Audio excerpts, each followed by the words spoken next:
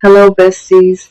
This is the podcast Best for Me, where we validate narcissist abuse, survivors and daughters with narcissist mothers, and anyone who has been in a narcissist relationship or has been emotionally abused. I'm Shayla, and the narcissist in my life is my mother. This month is Child Abuse Prevention Month, so I've been talking about it.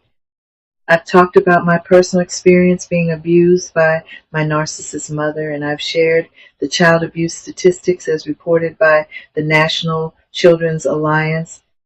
And today I wanted to make sure we are aware of the signs that a child is being abused and what forms of abuse are inflicted upon children.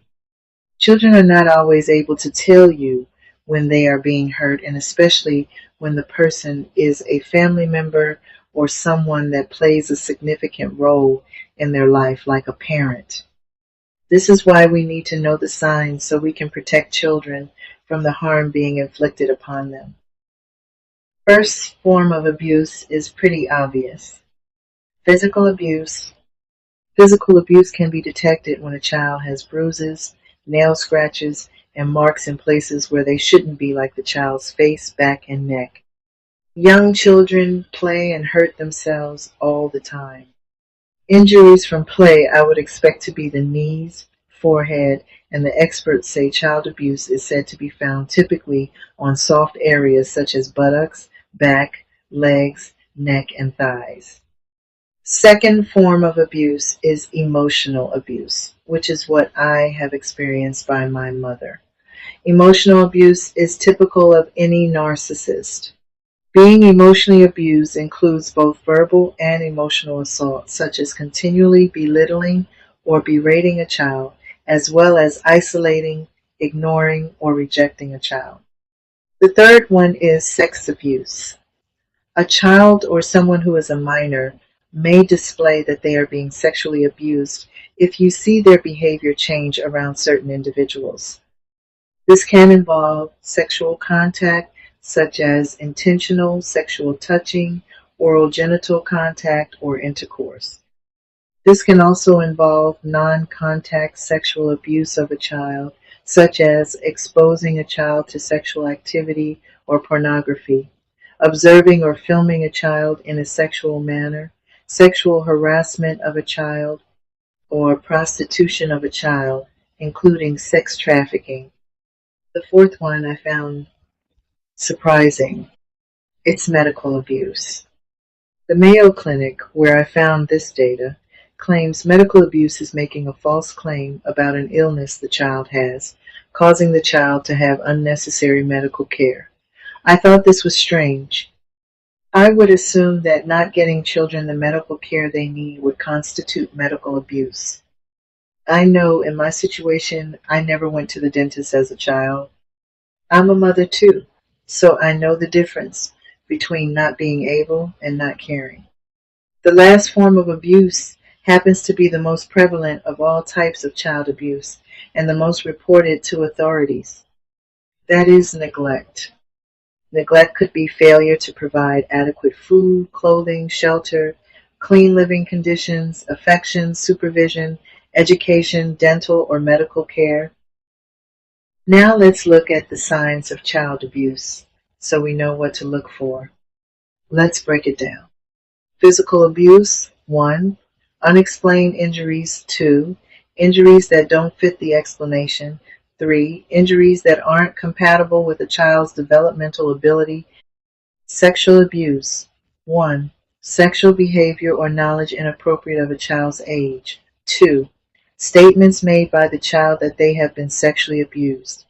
You have to believe them when they tell you this, and so many times the child is not believed. 3. Genital or anal pain, bleeding or injury. Emotional abuse, 1. Social withdrawal or a loss of interest or enthusiasm. 2. Decrease in school performance or loss of interest. 3. Avoidance of certain situations, such as riding the school bus or going to school. I have a vivid memory of when I was a child and how I would cry, scream, and throw fits when it was time to leave my grandparents' home. My grandmother would babysit me at times, and when my mother would come to pick me up, I would beg to stay and would never want to leave. My home life with my mother was miserable, and I never wanted to go home. Neglect. 1. Poor school attendance or performance. I remember being in I think it was the second grade, when my teacher asked me why did I always miss Mondays. I told her I didn't know, when I really did. My mother would have to recuperate from the weekend from drinking and wouldn't be able to wake up Monday morning to do my hair and get me ready for school, so she would keep me home. I missed school mostly Mondays during the most formative years of my life. 2. Hoarding or stealing food. This could be a sign the child is not being fed meals. 3. Lack of clothing or supplies to meet physical needs. 4. Poor growth. Now there are signs to look for in parents too. How does the parent act towards their children? What are their responses when you ask about the child? Do the parents: 1. Consistently belittle or berate the child, describing the child with negative terms such as worthless, dumb, or ugly. 2. Severely limit the child's contact with others. If you listened to my last episode, you know I told you how my mother wouldn't answer the door or the phone, and my brother and I were not allowed to do so either. 3. Blames the child for the problems in the family. 4. Shows little concern for the child. 5. Unable to recognize physical or emotional distress in the child. In my book, You're Not My Mother, You're a Narcissist, I talk about my childhood and the mistreatment and abuse I endured. The abuse did not end when I left home and became an adult.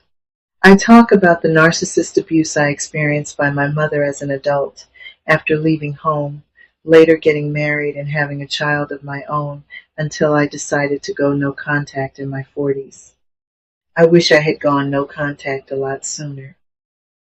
If there are children in your life, maybe a niece or nephew, or maybe your friend has kids, or maybe your child has a friend that you suspect is being abused, or you may know for a fact that a child is being abused, we are legally obligated to report the abuse. The number to do this is the National Child Abuse Hotline. You can call or text the words combined as one word, Childhelp, at the phone number 1-800-422-4453 for 24/7 confidential support and information. Now I'm putting this number out there, but don't rush to judgment. We want to protect a child from abuse, but we must also respect another parent's parenting. Child Protective Services has many cases on file that are unfounded because they were not able to find any abuse in the home after someone called with an anonymous tip.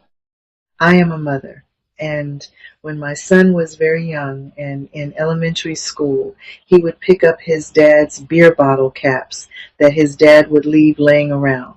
My son would put them in his book bag and carry to school.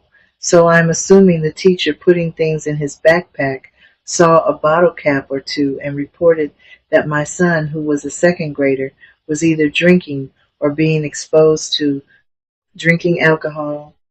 This was not true, but my husband and I were investigated. They would not reveal where they got their assumptions, and when the caseworker told me what was reported, I asked, why would they think my child is drinking? Did they smell alcohol on him? I knew this not to be true, but I wanted to know, where was this allegation coming from? They wouldn't tell me because callers are anonymous, but they closed the case. My child did not drink, but he did pick up bottle caps and other things as well. My son is autistic, and I was the parent that would go to school and sit in the classroom to make sure my son was getting the best education for his needs. I wasn't an unfit mother, and my husband was not unfit either. They were totally wrong about the kind of parents we were, so just be sure and don't rush to judgment. Have your best day being you. This is Child Abuse Prevention Month. You can get my ebook for $5.99 or the audio for $7.99. Your purchase would be a big therapeutic help for me, and you would also be helping the show as well. This is Best for Me, and I'm Shayla.